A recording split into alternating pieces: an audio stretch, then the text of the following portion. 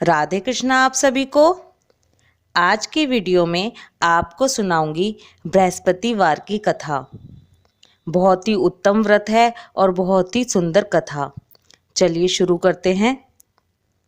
एक समय की बात है, भारतवर्ष में एक राजा राज करता था। वह बड़ा ही प्रतापी और दानी था। वह प्रतिदिन मंदिर में दर्शन करने जाता और ब्राह्मण और गुरु की सेवा किया करता था। उसके द्वार से कोई भी निराश होकर नहीं लौटता था तथा वह प्रत्येक गुरुवार को व्रत रखता एवं पूजन करता था। हर दिन गरीबों की सहायता करता था, परंतु यह सब बातें उसकी रानी को अच्छी नहीं लगती थी। वह ना तो व्रत करती और ना ही किसी को एक पैसा दान में देती थी और राजा को भी ऐसा करने से मना करती थी। एक समय की बात है, जब राजा शिकार खेलने वन को गए थे और घर पर रानी और दासी थी। उस समय गुरु बृहस्पति एक साधु का रूप धारण कर राजा के दरवाजे पर भिक्षा मांगने आए। रानी से भिक्षा मांगी तो वो कहने लगी कि हे साधु महाराज, मैं इस दान और पुण्य से तंग आ गई हूँ। मेरे से घर का ही कार्य समाप्त नहीं होता। इस कार्य के लिए तो पतिदेव ही बहुत हैं। अब आप इस प्रकार की कृपा करें कि यह सब धन नष्ट हो जाए तथा मैं आराम से रह सकूं। साधु बोले, हे देवी, तुम तो बड़ी विचित्र हो। संतान और धन से कोई दुखी नहीं होता, इसको सभी चाहते हैं। पापी भी पुत्र और धन की इच्छा करता है। अगर तुम्हारे पास धन अधिक है तो भूखे मनुष्य को भोजन कराओ, प्याऊ लगवाओ, ब्राह्मणों को दान दो, धर्मशाला बनवाओ, कुआं, तालाब, बावड़ी, बाग बगीचों आदि का निर्माण कराओ तथा निर्धन मनुष्यों की कुंवारी कन्याओं का विवाह कराओ और अनेकों यज्ञादि धर्म करो। इस प्रकार के कर्मों से आपके कुल का और आपका नाम परलोक में सार्थक होगा और आपको स्वर्ग की प्राप्ति होगी। परंतु वह रानी इन सब बातों से खुश नहीं हुई। वह बोली, हे साधु महाराज, मुझे ऐसे धन की आवश्यकता नहीं जिसको और मनुष्यों को दान दूं तथा जिसको रखने संभालने में ही मेरा सारा समय नष्ट हो जाए। साधु महाराज ने कहा, हे देवी, तुम्हारी ऐसी इच्छा है तो ऐसा ही होगा। मैं तुम्हें जैसा बताता हूँ तुम वैसा ही करना।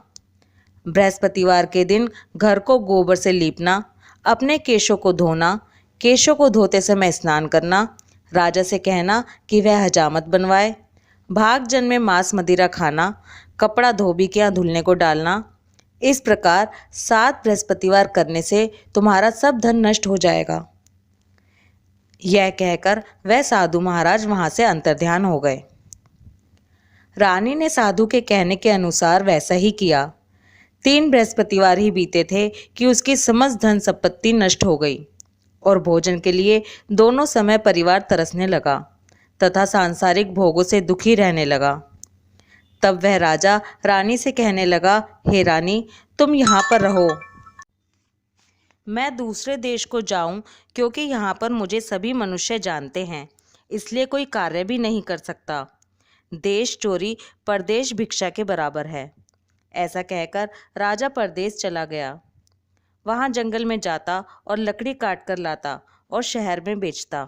इस तरह जीवन व्यतीत करने लगा। इधर राजा के बिना रानी और दासी दुखी रहने लगी। किसी दिन भोजन मिलता और किसी दिन जल पीकर ही रह जाती। एक समय रानी और दासी को 7 दिन बिना भोजन के व्यतीत हो गए। तो रानी ने अपनी दासी से कहा, हे दासी, यहाँ पास ही के नगर में मेरी बहन रहती है। वह बड़ी धनवान है।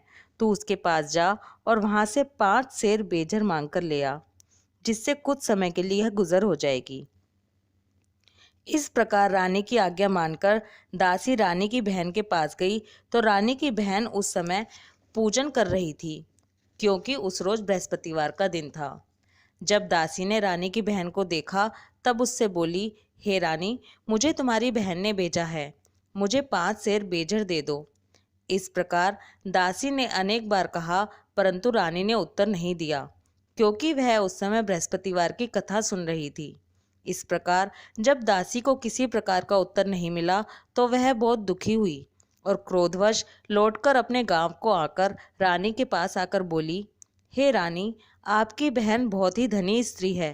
वह छोटे लोगों से बात भी नहीं करती, क्योंकि मैंने उनसे कहा तो उन्होंने कोई उत्तर ही नहीं दिया। मैं वापस चली आई। रानी बोली, हे दासी, इसमें उसका कोई दोष नहीं है। जब बुरे दिन आते हैं तब कोई सहारा नहीं देता। अच्छे बुरे का पता विपत्ति में ही लगता है। जो ईश्वर की इच्छा होगी वही होगा। यह सब हमारे भाग्य का दोष है।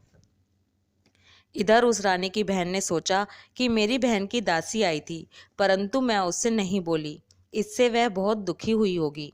यह सोच कथा को सुन और विष्णु भगवान का पूजन समाप्त कर वह रानी अपनी बहन के घर चल दी और आकर अपनी बहन से कहने लगी, हे बहन, मैं बृहस्पतिवार का व्रत कर रही थी जब तुम्हारी दासी आई, परंतु जब तक कथा होती है तब तक ना उठते हैं और ना बोलते हैं, इसलिए मैं ना बोली। कहो दासी क्यों आई थी? रानी बोली, हे बहन, हमारे घर अनाज नहीं था। वैसे तो तुमसे कोई बात छिपी नहीं है, इस कारण मैंने दासी को तुम्हारे पास 5 सेर बेचर के लिए भेजा था। रानी की बहन बोली, बृहस्पति भगवान सभी की मनोकामना पूरी करते हैं। देखो, शायद तुम्हारे घर में अनाज रखा हो। इस प्रकार का वचन जब रानी ने सुना तो घर के अंदर गई। वहाँ उसे एक घड़ा बेजर से भरा मिल गया। तब वह रानी और बांदी बहुत ही खुश हुई। दासी कहने लगी, हे रानी, देखो, वैसे ही हमको भोजन नहीं मिलता तो हम रोज ही व्रत करते हैं। अगर इनसे व्रत की विधि और कथा पूछ लो तो उससे हम भी किया करेंगे। तब उस रानी ने अपनी बहन से पूछा, हे बहन, बृहस्पतिवार के व्रत का क्या नियम है? तब रानी की बहन ने बताया, बृहस्पतिवार के व्रत में चने की दाल और मुनक्का से भगवान विष्णु का केले की जड़ में पूजन करें तथा दीपक जलाएं, पीला भोजन करें तथा कथा सुनें। इस प्रकार करने से गुरु भगवान प्रसन्न होते हैं, अन्न, पुत्र, धन देते हैं, मनोकामना पूरी करते हैं। इस प्रकार रानी और दासी दोनों ने निश्चय किया कि बृहस्पति भगवान का पूजन जरूर करेंगे। 7 रोज बाद बृहस्पतिवार आया तो उन्होंने व्रत रखा। दासी घुड़साल में जाकर चना और गुड़ बीन लाई तथा उसकी दाल से केले की जड़ का तथा विष्णु भगवान का पूजन किया। अब भोजन पीला कहाँ से आए? दोनों बड़ी दुखी हुईं, परंतु उन्होंने व्रत किया था, इस कारण गुरु भगवान प्रसन्न थे। 2 थालों में सुंदर पीला भोजन लेकर आए और दासी को देकर बोले, हे दासी, यह तुम्हारे और रानी के लिए भोजन है, तुम दोनों भोजन कर लेना। दासी भोजन पाकर बड़ी प्रसन्न हुई और रानी से बोली, चलो रानी, भोजन कर लो। रानी को इस विषय में कुछ पता नहीं था, इसलिए वह दासी से बोली, तू ही भोजन कर, क्योंकि तू हमारी व्यर्थ में हंसी उड़ाती है। दासी बोली कि एक महात्मा भोजन दे गया है। रानी कहने लगी, वह भोजन तेरे लिए दे गया है, तू ही भोजन कर। दासी ने कहा, वह महात्मा हम दोनों को 2 थाल में भोजन दे गया है, इसलिए हम और तुम दोनों ही साथ साथ भोजन करेंगे। इस प्रकार रानी और दासी ने गुरु भगवान को नमस्कार कर भोजन प्रारंभ किया तथा अब वह प्रत्येक बृहस्पतिवार को गुरु भगवान का व्रत और विष्णु भगवान का पूजन करने लगी। बृहस्पति भगवान की कृपा से रानी और दासी के पास धन हो गया। रानी फिर इसी प्रकार आलस्य करने लगी। तब दासी बोली, देखो रानी, तुम पहले इस प्रकार आलस्य करती थी और तुम्हें धन रखने में कष्ट होता था, इस कारण सभी धन नष्ट हो गया। अब गुरु भगवान की कृपा से धन मिला है, हमें दान पुण्य करना चाहिए। दान में भूखे मनुष्य को भोजन कराओ, प्याऊ लगवाओ, ब्राह्मणों को दान दो, कुआं, तालाब, बावड़ी आदि का निर्माण करो, मंदिर और पाठशाला बनवाकर दान दो, कुंवारी कन्याओं का विवाह करवाओ। धन को शुभ कार्यों में खर्च करो, जिससे तुम्हारे कुल का यश बढ़े तथा स्वर्ग प्राप्त हो और पितृ प्रसन्न हो। तब रानी ने इसी प्रकार के कर्म करने प्रारंभ कर दिए तो काफी यश फैलने लगा। एक दिन रानी और दासी विचार करने लगी कि ना जाने हमारे राजा किस दशा में होंगे, उनकी कोई खोज खबर नहीं है। गुरु भगवान से उन्होंने प्रार्थना की तो एक दिन भगवान ने रात्रि में राजा से स्वप्न में कहा, हे राजन, उठ, तेरी रानी तुझको याद करती है, अपने देश को चला जा। राजा प्रातःकाल उठा और विचार करने लगा, स्त्री खाने और पहनने की ही साथी होती है, पर भगवान की आज्ञा मानकर वह अपने नगर के लिए चलने को तैयार हुआ। इससे पूर्व जब राजा परदेश चला गया था तो परदेश में दुखी रहने लगा। प्रतिदिन जंगल में से लकड़ी बीनकर लाता और उन्हें शहर में बेचकर अपने दुखी जीवन को बड़ी कठिनता से व्यतीत करता था। एक दिन राजा दुखी होकर अपनी पुरानी बातों को याद करके रोने लगा। तब उस जंगल में बृहस्पति देव एक साधु का रूप धारण करके आए और राजा के पास आकर बोले, हे लकड़हारे, तुम इस सुनसान जंगल में किस चिंता में बैठे हो, मुझको बतलाओ। यह सुनकर राजा के नेत्रों में जल भर आया और साधु की वंदना कर बोला, हे प्रभो, आप सब कुछ जानने वाले हो। इतना कहकर साधु को अपनी कहानी सुना दी। महात्मा दयालु होते हैं। वे राजा से बोले, हे राजन, तुम्हारी स्त्री ने बृहस्पति देव का अपमान किया था, जिस कारण तुम्हारी यह दशा हुई। अब तुम किसी प्रकार की चिंता मत करो, भगवान तुम्हें पहले से अधिक धन देगा। देखो, तुम्हारी स्त्री ने बृहस्पतिवार का व्रत प्रारंभ कर दिया है और तुम मेरा कहना मानकर बृहस्पतिवार का व्रत करके चने की दाल व गुड़ को जल के लोटे में डालकर केले का पूजन करो। फिर कथा कहो और सुनो, भगवान तुम्हारी सारी मनोकामनाओं को पूरा करेंगे। साधु को प्रसन्न देखकर राजा बोला, हे प्रभो, मुझे लकड़ी बेचकर इतना पैसा नहीं मिलता जिससे भोजन करने के उपरांत कुछ बचा सकूं। मैंने रात्रि में अपनी रानी को व्याकुल देखा है। मेरे पास कुछ भी नहीं है जिससे उसकी खोज खबर मंगा सकूं। और फिर मैं बृहस्पति देव की कौन सी कथा कहूं, यह भी मुझको मालूम नहीं है। साधु ने कहा, हे राजन, तुम किसी बात की चिंता मत करो। बृहस्पतिवार के दिन रोजाना की तरह लकड़ियां लेकर शहर को जाओ। तुमको रोज से दुगना धन प्राप्त होगा, जिससे तुम भली भांति भोजन कर लोगे तथा बृहस्पति देव की पूजा का सामान भी आ जाएगा। बृहस्पतिवार की कहानी इस प्रकार से है। प्राचीन काल में एक ब्राह्मण था। वह बहुत ही निर्धन था। उसके कोई भी संतान नहीं थी। वह नित्य पूजा पाठ करता, परंतु उसकी स्त्री बहुत मलिनता के साथ रहती थी। वह ना स्नान करती, ना किसी देवता की पूजा करती। प्रातःकाल उठते ही भोजन करती, बाद में कोई अन्य कार्य करती। इससे ब्राह्मण देवता बड़े दुखी थे। बेचारे बहुत कुछ कहते थे, किंतु उसका कोई परिणाम न निकलता। भगवान की कृपा से ब्राह्मण की स्त्री के कन्या रूपी रत्न पैदा हुई और वह कन्या अपने पिता के घर में बड़ी होने लगी। वह बालिका प्रातः स्नान करके विष्णु भगवान का जाप करने लगी, बृहस्पतिवार का व्रत करने लगी। अपने पूजा पाठ को समाप्त करके स्कूल जाती तो अपनी मुट्ठी में जौ भरकर ले जाती और पाठशाला जाने के मार्ग में डालती जाती। वही जो स्वर्ण के हो जाते तो लौटते समय उनको बीनकर घर ले आती थी। एक दिन वह बालिका सूप में सोने के जौ को फटक कर साफ कर रही थी तो उसकी माँ ने देख लिया और कहा, हे बेटी, सोने के जौ को फटकने के लिए सोने का सूप होना चाहिए। दूसरे दिन बृहस्पतिवार था।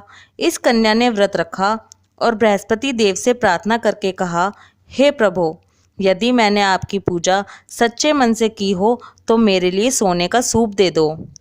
बृहस्पति देव ने उसकी प्रार्थना स्वीकार कर ली। रोजाना की तरह वह कन्या जौ फैलाती हुई स्कूल को गई और जब लौटकर जौ बीन रही थी तो बृहस्पति देव की कृपा से रास्ते में सोने का सूप मिला। उसे वह घर ले आई और उससे जौ साफ करने लगी, परंतु उसकी माँ का वही ढंग रहा। एक दिन की बात है, वह कन्या सोने के सूप में जौ साफ कर रही थी। उसी समय उस शहर का राजपुत्र वहां से होकर निकला। इस कन्या के रूप और कार्य को देखकर मोहित हो गया और अपने घर जाकर भोजन तथा जल त्याग कर उदास होकर लेट गया। राजा को इस बात का पता लगा तो अपने मंत्रियों के साथ अपने पुत्र के पास गए और बोले, हे पुत्र, तुम्हें किस बात का कष्ट है? किसी ने तुम्हारा अपमान किया है या कोई और कारण है? सो कहो, मैं वही कार्य करूँगा जिससे तुम्हें प्रसन्नता हो। राजकुमार ने अपने पिता की बातें सुनी तो वह अपने पिता से बोला, हे पिताजी, आपकी कृपा से मुझे किसी बात का दुख नहीं है, ना ही किसी ने मेरा अपमान किया है, परंतु मैं उस लड़की के साथ विवाह करना चाहता हूँ जो सोने के सूप में जौ साफ कर रही थी। यह सुनकर राजा आश्चर्य में पड़ गया और बोला, हे पुत्र, इस तरह की कन्या का पता तुम ही लगाओ, मैं उसके साथ तुम्हारा विवाह अवश्य करवा दूंगा। राजकुमार ने अपने पिता के वचन सुनने के पश्चात उस लड़की के घर का पता बतलाया। राजकुमार के बताए पते के अनुसार मंत्री उस लड़की के घर गए और ब्राह्मण कन्या का विवाह राजकुमार के साथ संपन्न हो गया। कन्या के घर से जाते ही पहले की भांति उस ब्राह्मण देवता के घर में गरीबी का निवास हो गया। अब भोजन के लिए भी अन्न बड़ी मुश्किल से मिलता था। एक दिन दुखी होकर ब्राह्मण देवता अपनी पुत्री के पास गए। बेटी ने पिता की दुखी हालत को देखकर अपनी माँ का समाचार पूछा। तब ब्राह्मण ने सभी हाल कह सुनाया। कन्या ने बहुत सा धन देकर अपने पिता को विदा किया। इस तरह ब्राह्मण का कुछ समय सुखपूर्वक व्यतीत हुआ। कुछ दिन बाद फिर वही हाल हो गया। ब्राह्मण फिर अपनी कन्या के यहाँ गया और सभी हाल कहा तो लड़की बोली, हे पिताजी, आप माताजी को यहाँ ले आइए, मैं उन्हें यह विधि बता दूंगी जिससे आपकी गरीबी दूर हो जाए। वह ब्राह्मण देवता अपनी स्त्री को साथ लेकर बेटी के घर पहुंचा तो पुत्री अपनी माँ को समझाने लगी, हे माँ, तुम प्रातः काल उठकर प्रथम स्नान आदि करके विष्णु भगवान का पूजन करो तो सब दरिद्रता दूर हो जाएगी। परंतु उसकी माँ ने उसकी एक भी बात नहीं मानी और प्रातः काल उठकर अपनी पुत्री और बच्चों के जूठन को खा लेती थी। एक दिन उसकी पुत्री को बहुत क्रोध आ गया और एक रात में कोठरी से सभी सामान निकाल दिया और अपनी माँ को उसमें बंद कर दिया। प्रातः काल उसमें से माँ को निकाला तथा स्नान आदि करा के पूजा पाठ करवाया तो उसकी माँ की बुद्धि ठीक हो गई और फिर प्रत्येक बृहस्पतिवार को व्रत रखने लगी। इस व्रत के प्रभाव से उसकी माँ भी बहुत ही धनवान तथा पुत्रवती हो गई और बृहस्पति देव जी की कृपा से स्वर्ग को प्राप्त हुई तथा वह ब्राह्मण भी सुखपूर्वक इस लोक से सुख भोगकर स्वर्ग को प्राप्त हुए। इस तरह कहानी कहकर साधु देवता वहां से लोप हो गए। धीरे धीरे समय व्यतीत होने पर फिर बृहस्पतिवार का दिन आया तो राजा जंगल से लकड़ी काटकर किसी शहर में बेचने गया। उसे उस दिन और दिन की अपेक्षा अधिक धन मिला। राजा ने चना, गुड़ आदि लाकर बृहस्पतिवार का व्रत किया। उस दिन से उसके सभी क्लेश दूर हुए, परंतु जब दोबारा बृहस्पतिवार आया तो वह व्रत करना ही भूल गया। इस कारण बृहस्पति भगवान नाराज हो गए। उसी दिन उस नगर के राजा ने विशाल यज्ञ का आयोजन किया तथा शहर में यह घोषणा करवा दी कि कोई भी मनुष्य अपने घर भोजन ना बनाए तथा आग भी ना जलाए। समस्त लोग मेरे यहाँ भोजन करने आए। इस आज्ञा को जो नहीं मानेगा उसको फांसी की सजा दी जाएगी। इस तरह की घोषणा संपूर्ण नगर में करवा दी गई। राजा की आज्ञा अनुसार शहर के सभी लोग भोजन करने गए, लेकिन लकड़हारा कुछ देर से पहुंचा, इसलिए राजा उसको अपने साथ घर लिवा ले गए और ले जाकर भोजन करा रहे थे तो रानी की दृष्टि उस खूंटी पर पड़ी जिस पर उसने अपना हार लटका रखा था। वह वहां पर दिखाई नहीं दिया तो रानी ने हार की चोरी के अपराध में लक्कड़हारे को सिपाही बुलवाकर उसको जेलखाने में डलवा दिया। जब राजा जेलखाने में गया तो बहुत दुखी होकर विचार करने लगा कि ना जाने कौन से पूर्व जन्म के कर्म हैं जिसके कारण मुझे ऐसा दुख प्राप्त हो रहा है। फिर राजा उसी साधु को याद करने लगा जो जंगल में मिला था। उसी समय तत्काल बृहस्पति देव साधु के रूप में प्रकट हो गए और उसकी दशा को देखकर कहने लगे, अरे मूर्ख, तूने बृहस्पति देवता की कथा नहीं की, इस कारण तुझे दुख प्राप्त हुआ। अब चिंता मत कर, बृहस्पतिवार के दिन जेल खाने के दरवाजे पर 4 पैसे पड़े मिलेंगे, उनसे तू बृहस्पति देव की पूजा करना, तेरे सभी कष्ट दूर हो जाएंगे। बृहस्पतिवार के दिन उसे 4 पैसे मिले। राजा ने उसी पैसे की सहायता से अपना व्रत और पूजन किया। उसी रात्रि को जब राजा सो रहा था तो बृहस्पति देव ने राजा को स्वप्न में कहा, हे राजन, तुमने जिस आदमी को जेलखाने में हार की चोरी के अपराध में बंद कर रखा है वह निर्दोष है, वह राजा है, उसे छोड़ देना। रानी का हार उसी खूंटी पर लटका हुआ है, अगर तू ऐसा नहीं करेगा तो मैं तेरे राज्य को नष्ट कर दूंगा। राजा प्रातःकाल उठा तो रानी का हार खूंटी पर टंगा देखकर लक्कड़हारे को बुलाकर क्षमा मांगी तथा राजा को योग्य सुंदर वस्त्र आभूषण देकर विदा किया। गुरुदेव की आज्ञा अनुसार राजा अपने नगर को चल दिया। राजा जब नगर के निकट पहुंचा तो उसे बड़ा ही आश्चर्य हुआ। नगर में पहले से अधिक बाग, तालाब, कुएं, मंदिर तथा बहुत सी धर्मशाला आदि बने हुए थे। राजा ने पूछा, यह किसका बाग और धर्मशाला है? तब नगर के सब लोग कहने लगे कि यह सब रानी और दासी के हैं। तो राजा को आश्चर्य हुआ और गुस्सा भी आया। जब रानी ने यह खबर सुनी कि राजा आ रहे हैं, तो उसने दासी से कहा, हे दासी, देख राजा हमको कितनी बुरी हालत में छोड़ गए थे। वह हमारी ऐसी हालत देखकर लौट ना जाएं, इसलिए तू दरवाजे पर खड़ी हो जा।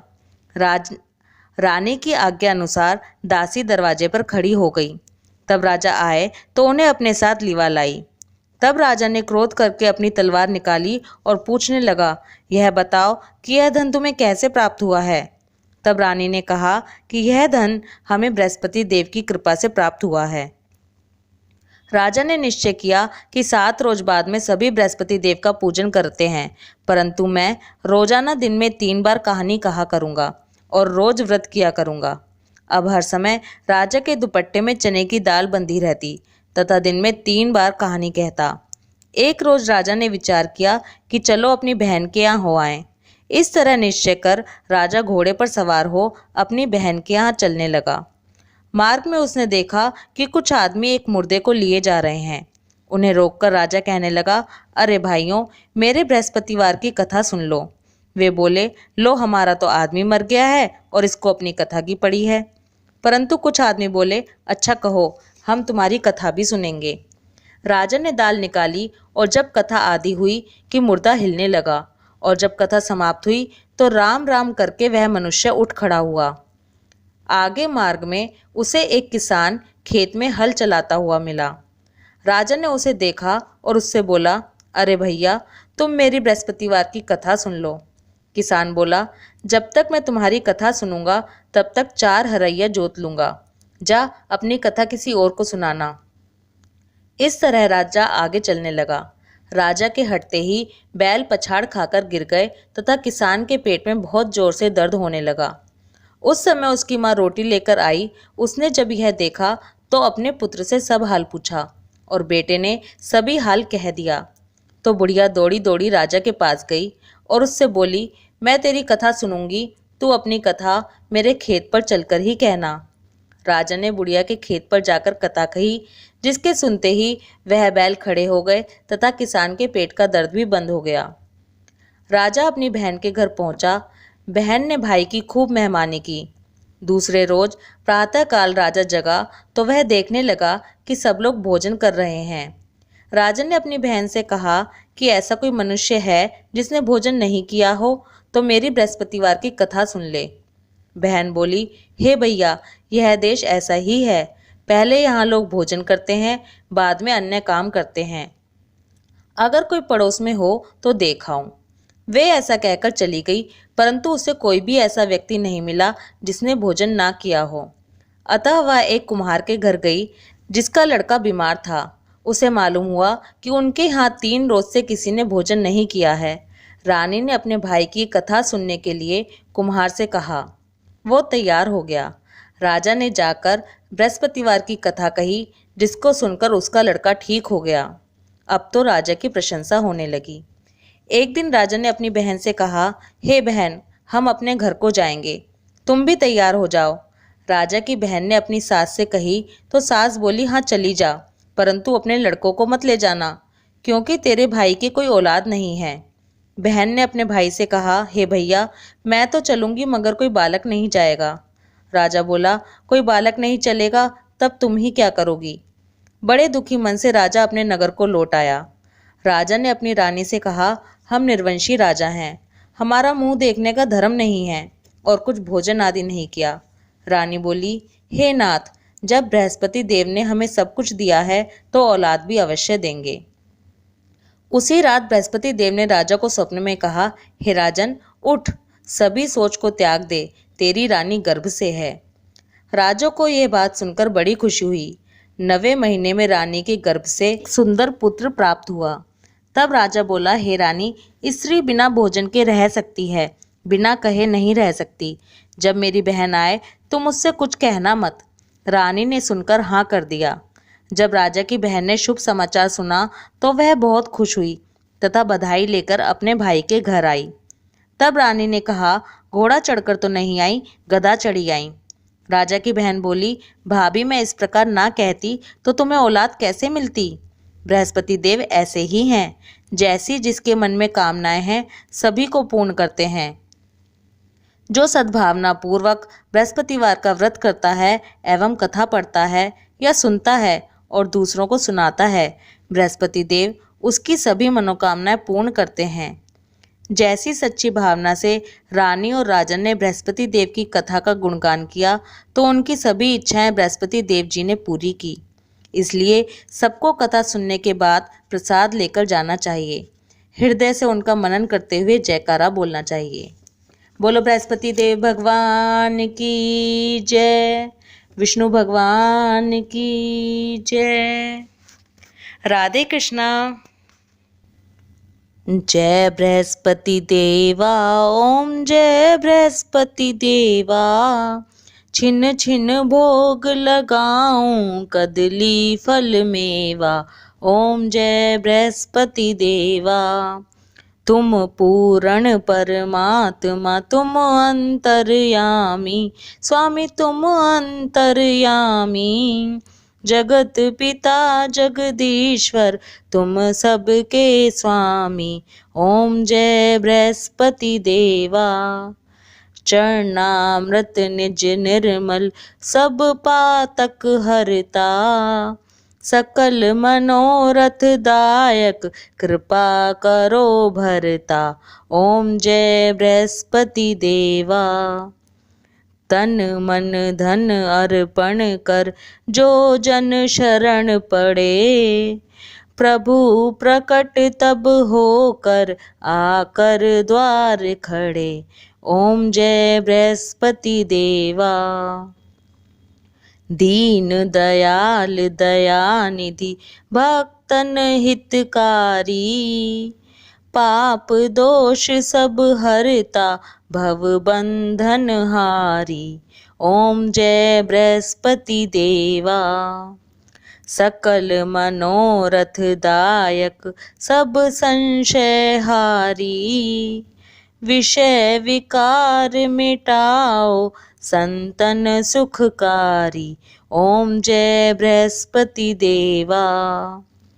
जो कोई आरती तेरी प्रेम सहित गावे, ज्येष्ठानंद नंद सो निश्चय फल पावे, ओम जय बृहस्पति देवा। ओम जय बृहस्पति देवा, ओम जय बृहस्पति देवा। छिन छिन भोग लगाऊं कदली फल मेवा, ओम जय बृहस्पति देवा, ओम जय बृहस्पति देवा।